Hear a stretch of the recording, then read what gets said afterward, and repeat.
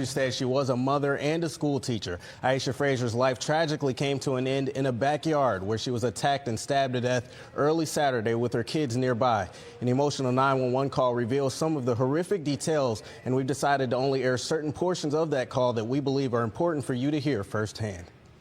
I need the police immediately. My brother is attacking his ex-wife. This was the information police had as they responded to this home on Chagrin Boulevard Saturday morning. The caller is the sister of former Cuyahoga County Judge and State Senator Lance Mason. She was inside with Mason's two young daughters talking to police when she reported what was going on in the backyard. He stabbed her and he said she's dead. Found dead in the backyard was 45-year-old Aisha Fraser, a mother and school teacher at Shaker Heights Woodbury Elementary School. As police arrived on scene, Mason attempted to leave in an SUV, but crashed into a police cruiser, sending an officer to the hospital with serious injuries. Mason then ran from the scene of that crash back inside to where his sister and children were still on the phone with police. I've got a three-man team going in, entering now.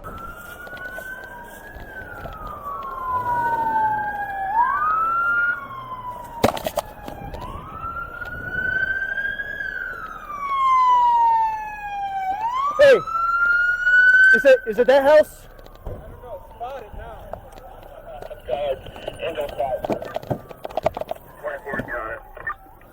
It's 1-1. It's on this side of the street. It's fuck. It's him. He came out of the house. It's him.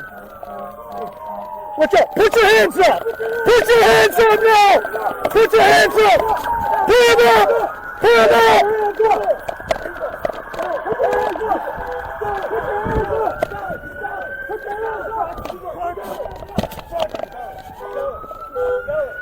You're gonna get shot! Put your hands up!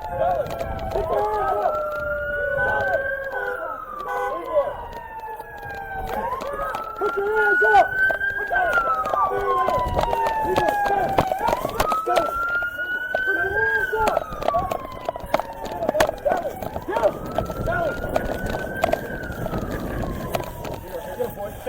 Don't let him back on this shit! Shut up!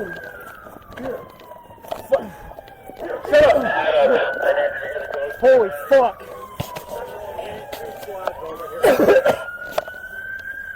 Watch it, they got the dog up there. They're upstairs.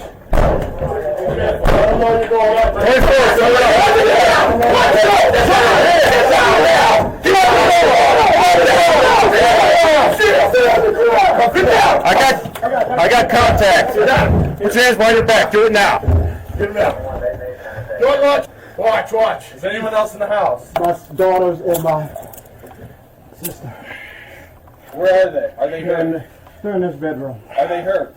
No, not in any way. Okay, where's the weapon? They're outside. I used her on her. Any possibility of Hep C, anything like that, blood-related pathogens? No. Okay. Is anyone else injured in this house? No. All right, roll to your side. Let's get you on your feet. Stand on feet. Yep. Who's upstairs? All right, hang on. Neighbor. I have no weapons.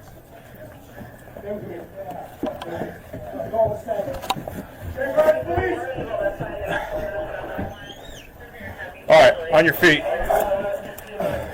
Here, sit on your butt. All right, let's get on your knees. On your knees. Hold on this. I need to put my dog up here. All the way up. I'll clear it with him, it's fine. Oh, you got someone with you? Okay, hang on. Get him out. You got him? Got him? I gotta watch. His wrist is squirting out blood. We need him to the ambulance Okay. now. Let's Squirting go. out blood. Squirting out blood. Go. Okay. Come on. Go ahead, guys. Watch. Where's the ambulance at? Thank you. Hold him up with the back with your hands. Where's? Stay with him. I am. Got him? You stay with him. All right. All right.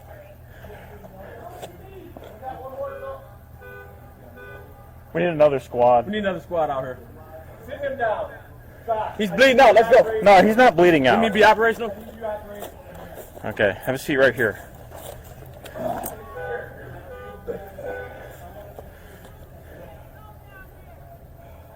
The morning air in Shaker Heights was still, The kind of quiet that settles over a neighborhood just before the day truly begins. On Chagrin Boulevard, a mother pulled up to a familiar driveway, her daughters in the back seat, unaware that their world was about to change forever. For Aisha Fraser, this was supposed to be a routine exchange, one of many since her marriage ended. But as she stepped out of her car, a sense of unease lingered, the kind that makes your heart race for reasons you can't quite explain. Aisha was known for her warmth, her laughter echoing through classrooms and hallways, her kindness touching everyone she met. She was the kind of person who made others feel seen, a devoted mother and a beloved teacher. But on this day, the ordinary would be shattered in a way no one could have predicted. What happened next would leave a community reeling, 2 young girls forever changed, and a city demanding answers. The person responsible wasn't a stranger lurking in the shadows, but someone trusted, a man who once wore a judge's robe and held the power to decide the fate of others. This is the story of a family torn apart, a community's heartbreak, and the urgent questions that still echo years later. Why did a respected figure commit an unthinkable act? How did the system fail to protect those who needed it most? And what can we learn from the tragedy that unfolded on that quiet Ohio morning? You're watching Psycho Crimes, the channel where we break down real cases that challenge everything you think you know about justice and human nature. If you want more stories that dig deep into the truth and keep you questioning until the very end, hit like and subscribe. There's always another case to uncover. Aisha Fraser was the kind of teacher every parent hopes their child will have. At Woodbury Elementary in Shaker Heights, her classroom was a place where students felt safe, encouraged, and inspired. Colleagues described her as exceptionally caring, always ready to lend a hand or a listening ear. She brought energy and compassion to her work, making a lasting impression on everyone she met. But Aisha's influence reached far beyond the school walls. At home, she was a devoted mother to 2 young daughters, Audrey and Ava. Her family remembers her as someone who radiated positivity, even in the face of hardship. Her mother, Millicent, often spoke of Aisha's ability to find light in the darkest moments, to focus on hope when others might give in to despair. Friends recall her laughter, her generosity, and the way she made every gathering feel special. Aisha's life was built on love and resilience. She balanced the demands of teaching with the responsibilities of motherhood, never letting one diminish the other. Her daughters were her world, and she worked tirelessly to give them a sense of stability and joy, even as her own life became more complicated. Those who knew Aisha best saw her as a source of strength. She was the person people turned to for advice, for comfort, or simply for a reminder that kindness still mattered. Her dedication to her students was matched only by her devotion to her family. She celebrated every achievement, no matter how small, and encouraged those around her to do the same. In a community as close-knit as Shaker Heights, Aisha's presence was felt everywhere. Her absence, when it came, would leave a void impossible to fill. But before tragedy struck, she was a beacon of hope and warmth, a reminder of the difference one person can make in the lives of many. Aisha Fraser's marriage to Lance Mason seemed, from the outside, to be a union of 2 accomplished individuals. Mason was a prominent figure in Ohio's legal and political circles, a former prosecutor, state lawmaker, and Cuyahoga County Common Pleas judge. Together, they appeared to have built a stable life, raising 2 daughters and participating in their community. But beneath the surface, the reality was far more complicated and dangerous. Behind closed doors, Aisha endured a pattern of abuse that she kept hidden from most of those around her. The public image of Mason as a respected judge sharply contrasted with the private turmoil he brought into their home. The relationship, once filled with promise, became marked by fear and control. Aisha's friends and family would later recall moments when she seemed anxious or withdrawn, but the full extent of her suffering remained largely concealed. The abuse escalated over time, with Mason's temper and aggression growing more unpredictable. Aisha, determined to protect her daughters, tried to maintain a sense of normalcy for their sake.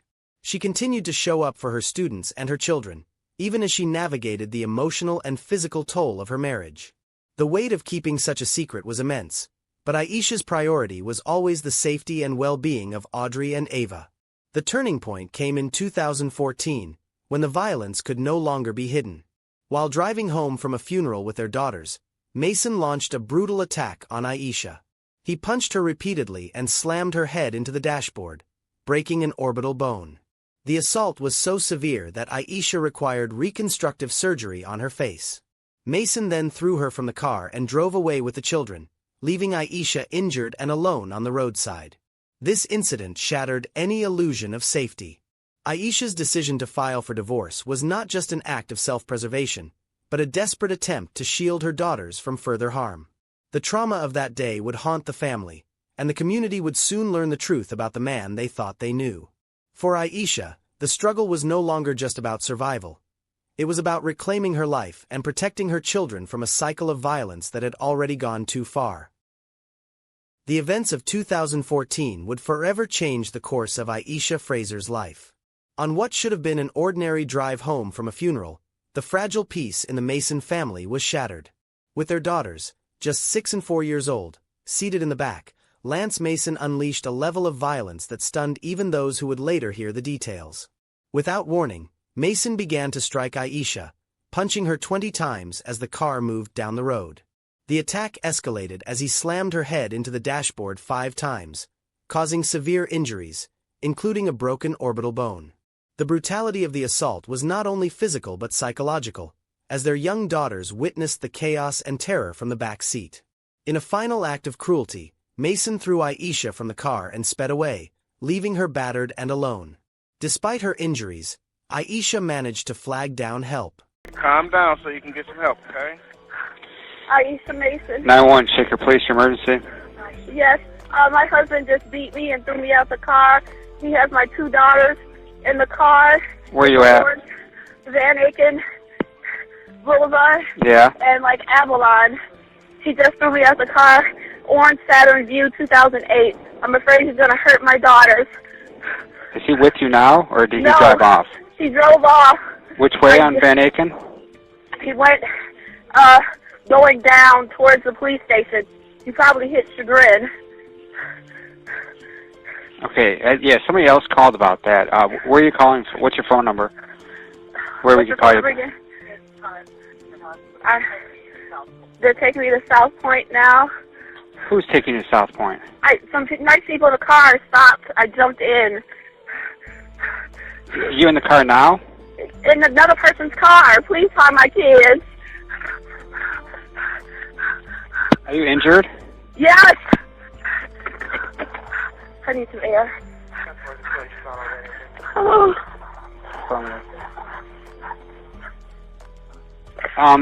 Is it like, yeah, because we're going to, so do you want an officer to meet you up at South Point then? Yes, but find my kids. Saturn View, 2008. Do you know the plate?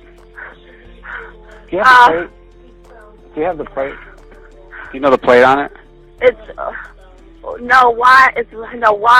YME 479 or something like that. YME.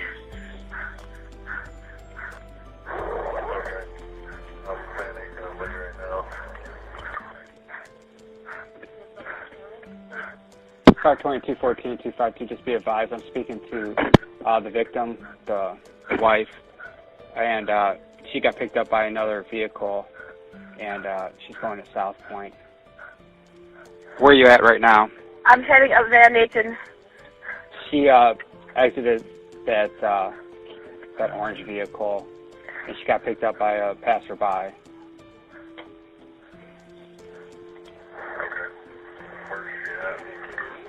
Hold on a second. Do you have another phone? Could you dial 921?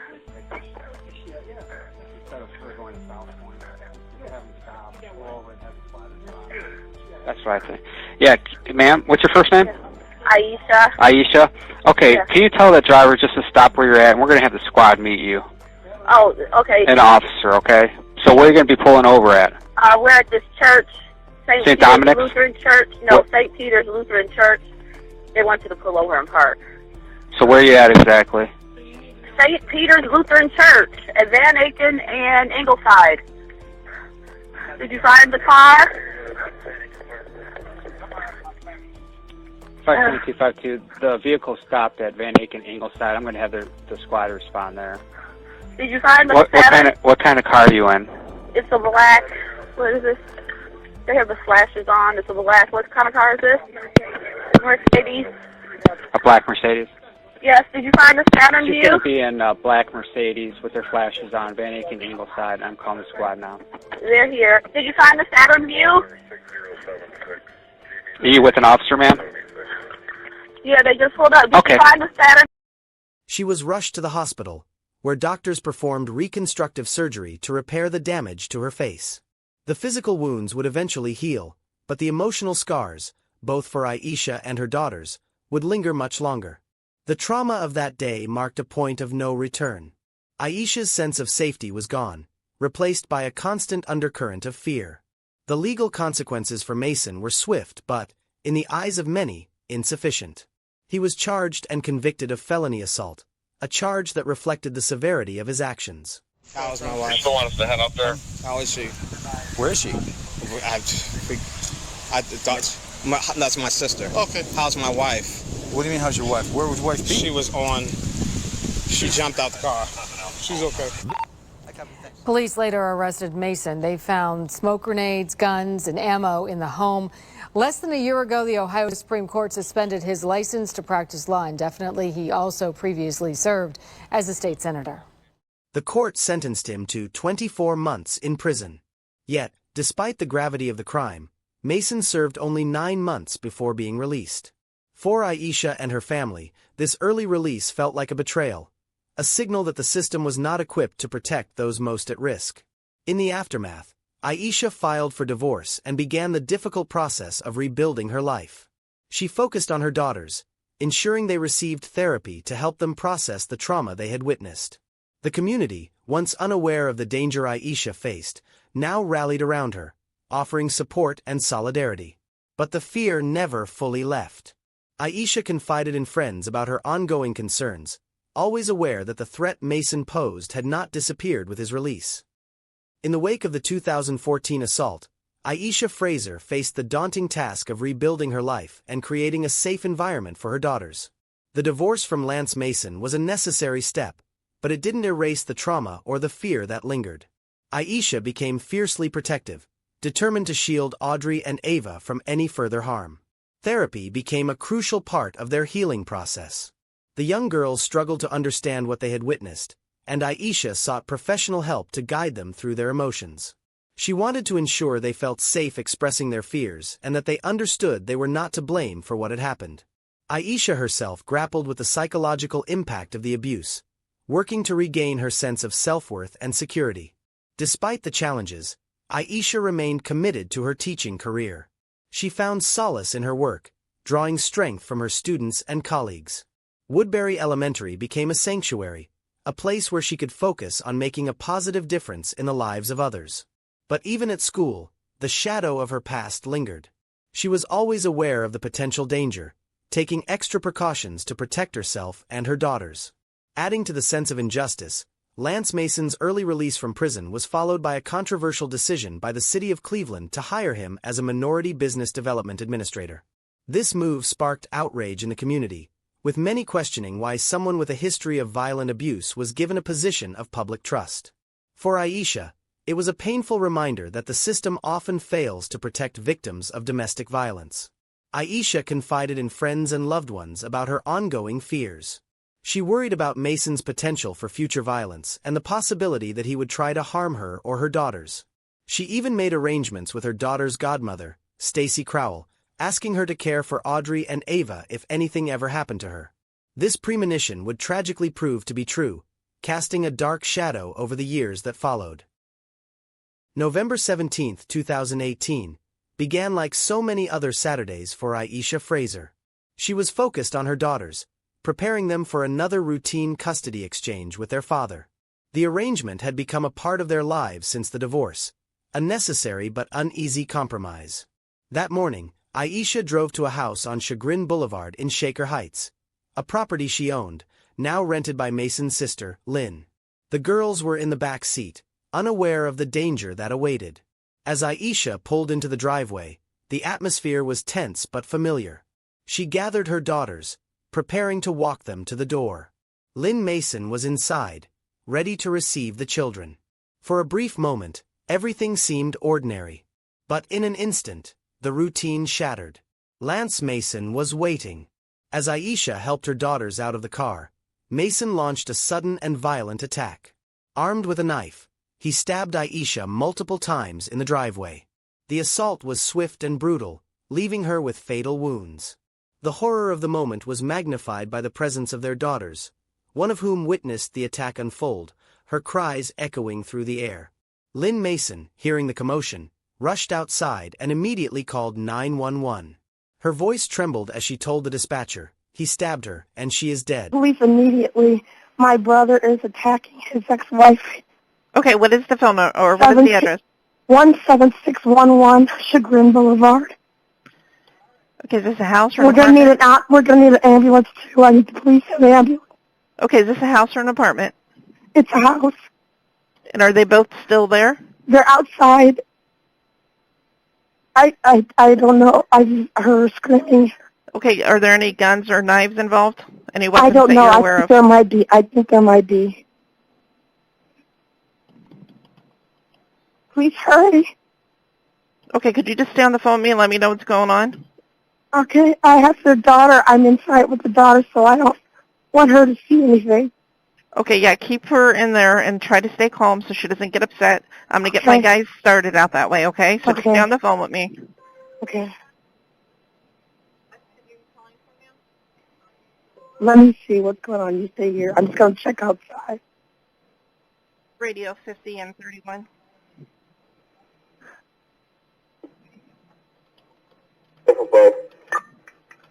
Also 78, respond to 17611. I don't know. 17611 Sugar, and callers advising that her brother is attacking his ex-wife. They are currently outside. She is in the house with their daughter. She's trying to keep me updated on what's going on. Could you see them or hear them now?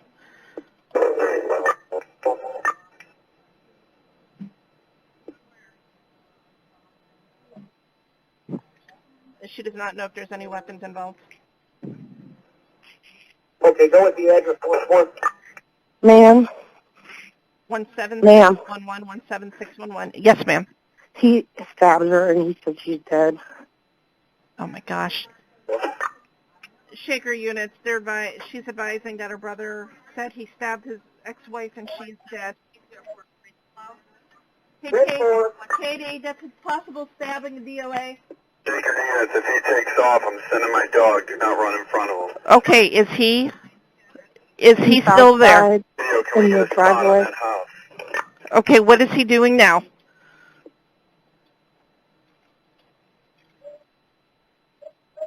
Does he have a car there? Is he trying to take off? No. Okay, are you able to give me your name? I'm so sorry. Someone who's behind, get a spot in that house. I know. Radio, let's get a description of him and is he in the house? Okay, is that him coming back in the house? He's inside the house. Okay, could you tell me what he's wearing? Black coat. Okay. Is he in the house? And jeans. Does he still have the knife? Did he leave it outside? I don't know. He walked in and there's blood everywhere. Okay, the caller survived. Could you see where your brother went? I didn't see. I'm with the girls. Okay. Bravo 1 to 33, we're going to need you up here. And could you also start a squad? The squad is en route. Also, she does not know where her brother went. He did go back outside. I don't know what direction he went. Okay, William, we're going to keep your information because you're a witness. Mail was chasing him. While the children's sobs could be heard in the background, the scene was chaotic. Neighbors, drawn by the noise, emerged from their homes, only to be confronted by the unimaginable. Aisha lay motionless, her life taken in a matter of moments. The children, traumatized and in shock, clung to Lynn as they waited for help to arrive. After the attack, Mason attempted to flee.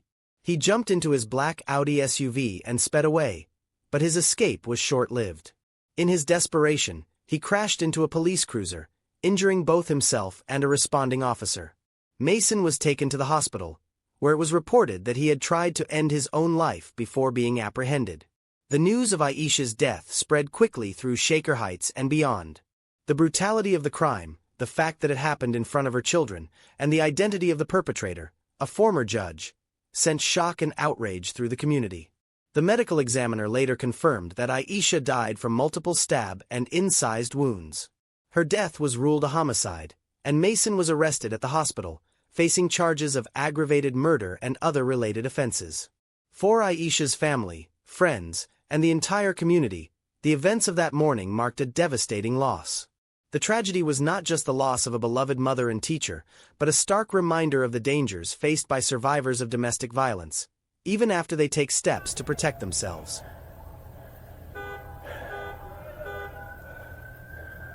Were you hit anywhere, or were you stabbed at all? Only if I hurt myself.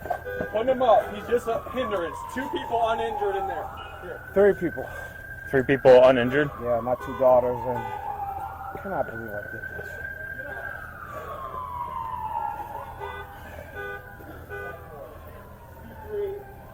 I need you to do security for these 2 people are coming out. Hey, you need to move him out of here. Move him out of the front door. Put him down over here. Okay, come on this way. Move him out. Move him out of the way.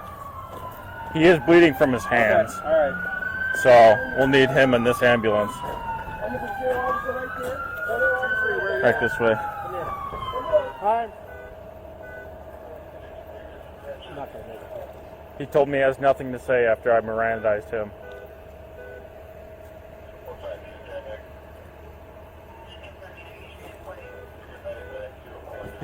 Are you the only male that was in that house at the time? Yeah. So far, he was the only male in the house at the time. You may have to try to get it. Right? No, I would take here. Yeah, I would go that way. Yeah. Got a smaller cut above it.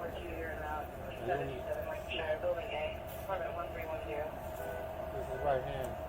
Okay. See the smaller one right here? Yeah. Is that one spurting though? That one's not spurting. That one's Okay. just oozing. Okay. Bring this finger. There you go. Kind of this one because I did it black with red. I'm gonna have to get in Pressure triage. Yeah. What do you need? Tourniquet the shit out of it. Yeah, Yep. we do.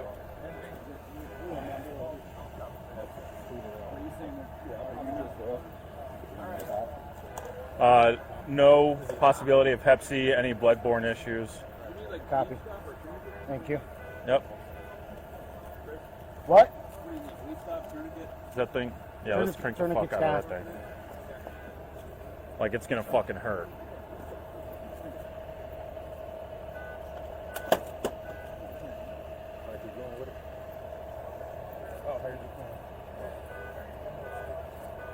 Now that it's bandaged up, I can't tell if it's stopped, but...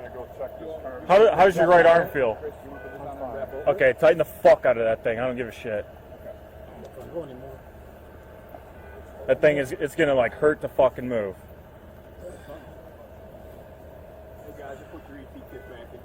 10-4. Alright, that's probably good.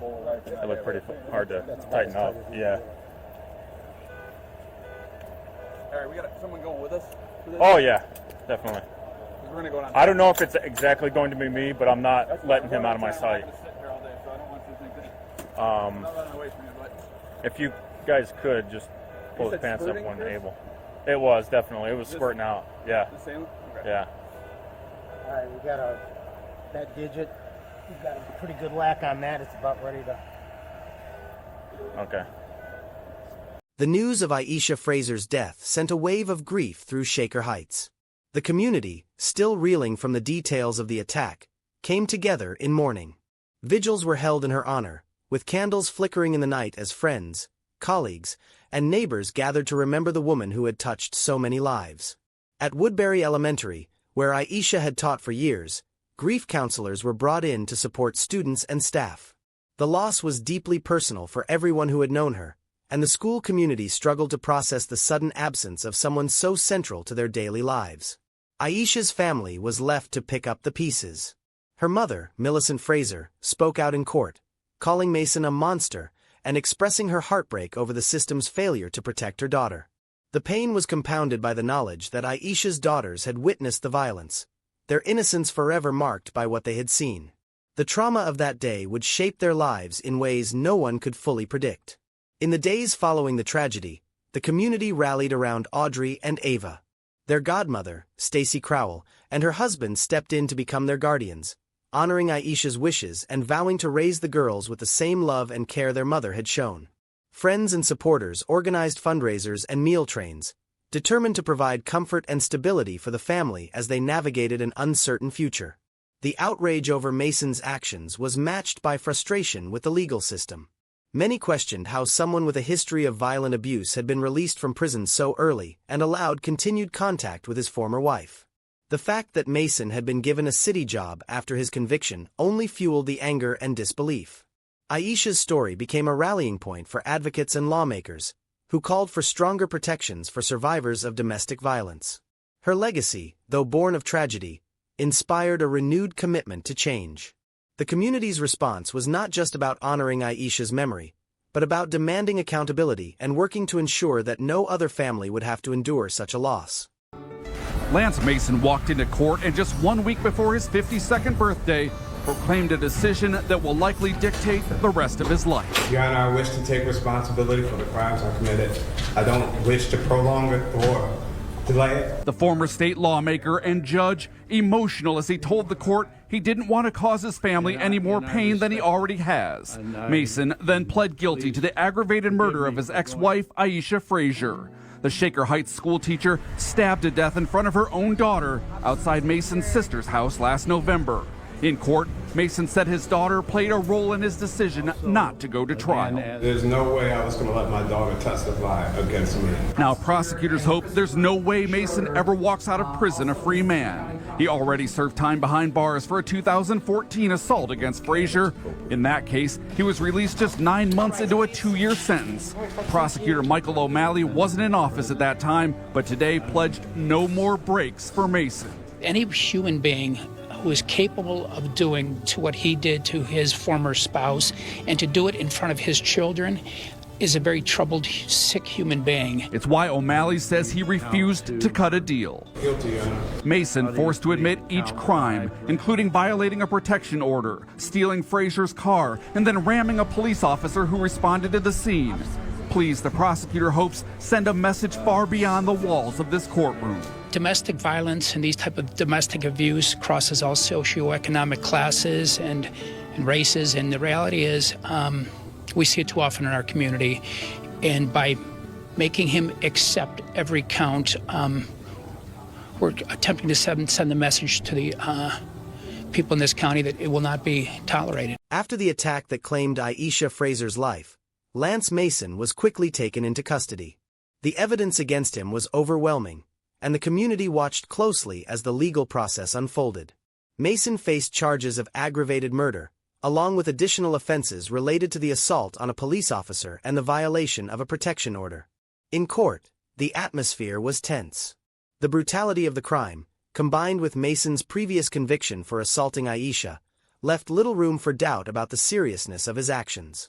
The prosecution presented a clear case, detailing the events of that November morning and the lasting impact on Aisha's family. The presence of the couple's daughters during the attack added a layer of heartbreak that was impossible to ignore.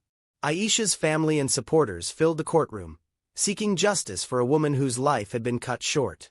Her mother's words were direct and powerful, condemning Mason's lack of remorse and the failures that had allowed him to remain a threat.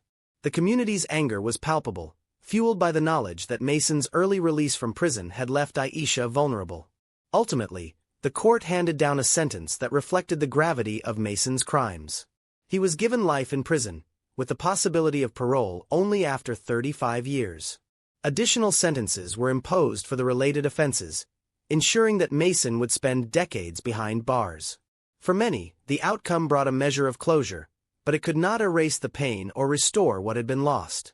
The case became a stark example of the consequences that can arise when warning signs are ignored and systems fail to protect those most at risk.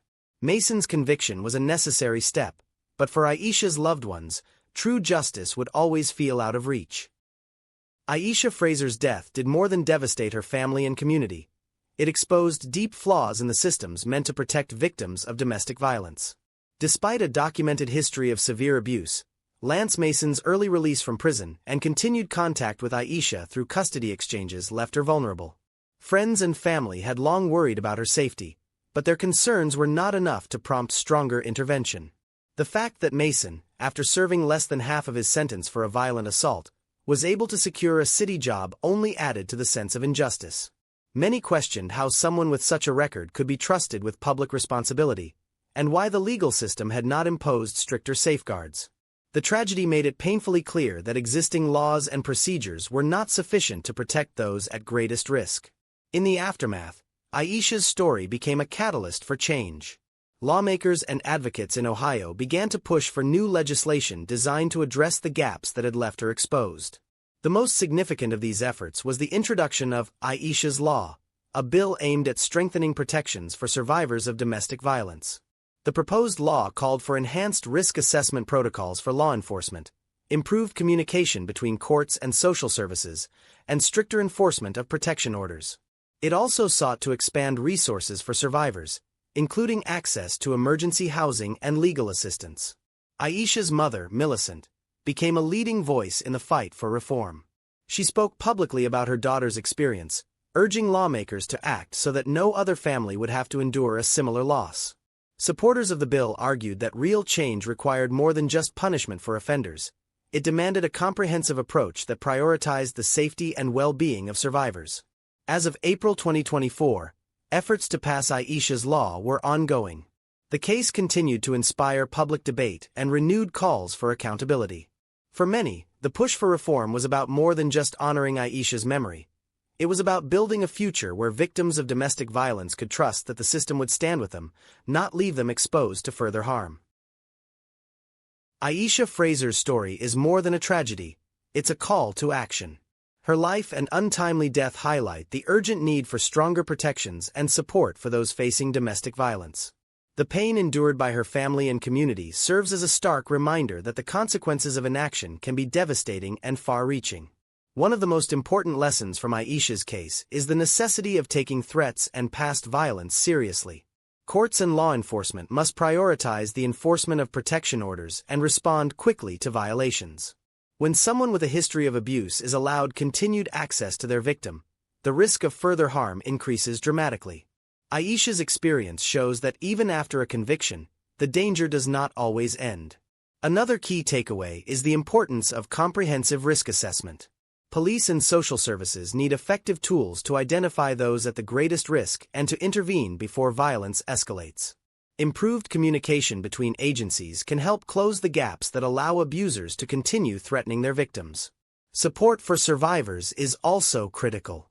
Access to emergency housing, legal assistance, counseling, and childcare can make the difference between safety and continued danger. Aisha's efforts to protect her daughters and seek help for them underscore the need for resources that empower survivors to rebuild their lives. Accountability for offenders must be a priority. Sentences for domestic violence should reflect the seriousness of the crime, and early release should only be considered when there is clear evidence of rehabilitation and compliance with court orders. The outrage over Mason's early release and subsequent actions demonstrates the consequences of leniency in cases involving violent abuse. Finally, community awareness and education are essential. By learning to recognize the signs of abuse and understanding the resources available, friends, family, and neighbors can play a vital role in supporting those at risk. Aisha's legacy is a reminder that change is possible, but it requires vigilance, compassion, and a commitment to justice from everyone. What lessons do you think we should take from Aisha's story? Let's talk in the comments, and don't forget to subscribe for more true crime stories that matter. Aisha Fraser's life was defined by compassion, resilience, and a deep love for her children and community. Her tragic death left a void that can never truly be filled, but her legacy endures in the lives she touched and the movement for change she inspired. The fight for justice in her name continues, as advocates and lawmakers work to strengthen protections for those at risk and to ensure that no other family faces the same heartbreak. As we remember Aisha, we also honor the strength of her daughters, the dedication of her loved ones, and the determination of a community that refused to let her story fade into silence.